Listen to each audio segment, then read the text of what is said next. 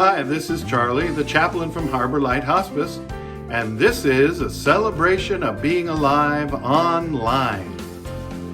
Today I want to share with you something very important. If you are alive today, it means you have more good things coming your way, more love and peace and joy. This is a celebration of being alive.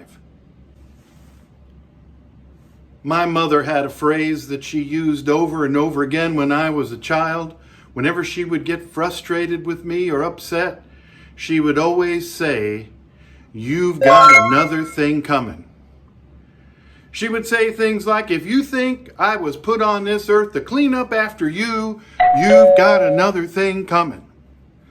And I think the last time she said it was when I had just graduated from high school and I wasn't enrolled in college and I didn't have a job, and Mom and Dad kept asking me what I planned to do with my life, and I really didn't have any plans. So finally one day Mom said to me, "If you think I'm going to let you live here for free, you've got another thing coming." I always had another thing coming. I didn't know what was coming or when it was going to get here, but I always had another thing coming. Now, the original phrase may have been, "You've got another think coming," with a K. It appeared in a Clinton, Iowa newspaper around the turn of the century, a political ad where the writer said, "If you think electing Mr. Smith as our new governor is going to make your taxes go down, you've got another think coming." Well, eventually the K was dropped and it became, "You've got another thing coming." That phrase that means that how we see our future unfolding may not be the way it actually happens. And if you think about that, that may not be a bad thing. If you're sick, as we get older, we're living in a world with coronavirus keeping us indoors and we're wondering what the future holds. Well, don't worry. You've got another thing coming. There's more joy out there for us. There's more peace and more love coming our way.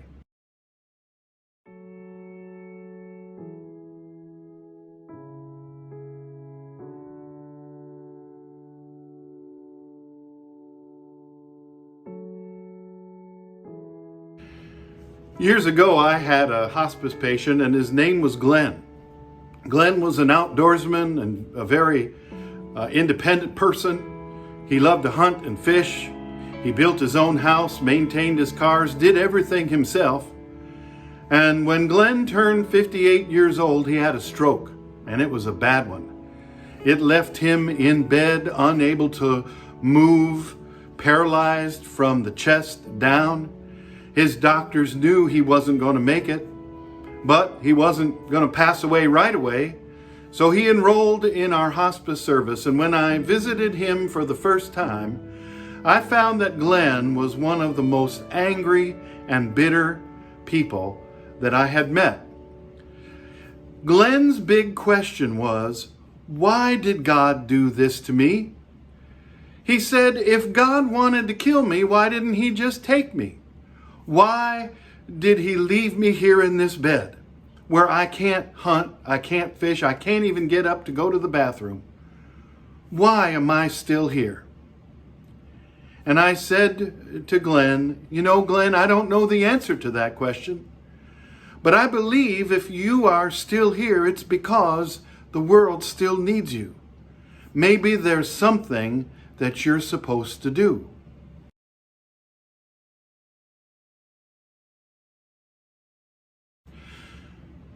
So Glenn and I decided we would think about it and pray about it and see if God could speak to him and show him what he was supposed to do with the rest of his life. A week later, I came back to see Glenn, and I went into his room and I said to him, "Well, Glenn, did God show you what you're supposed to do?" And Glenn said, "Well, he sure did." I said, "What is it?" Glenn said, "I'm supposed to bring my family back together. That's what God wants." Glenn grew up in a family with 8 brothers and sisters in West Virginia. They were all very close. In fact, they were all a part of a family bluegrass band. One of them played the banjo, and one of them played the fiddle, and one of them played the guitar, and several of them sang.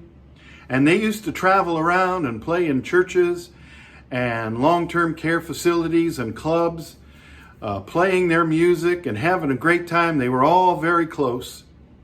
But when they grew up over the years, they drifted apart. Some of them had a falling out. Some of them weren't talking to some of the other ones, and they weren't very close at all. So Glen decided that it was the purpose of the rest of his life to bring his family back together. So Glen decided that he was going to have a family reunion, and he invited all of his brothers and sisters to a family reunion at his house. He leveraged the fact that he was dying to get them to come. He would call them up, and if they were resisting, he'd say, "Oh, come on, Junior, you have to come. This will be the last time you ever see me."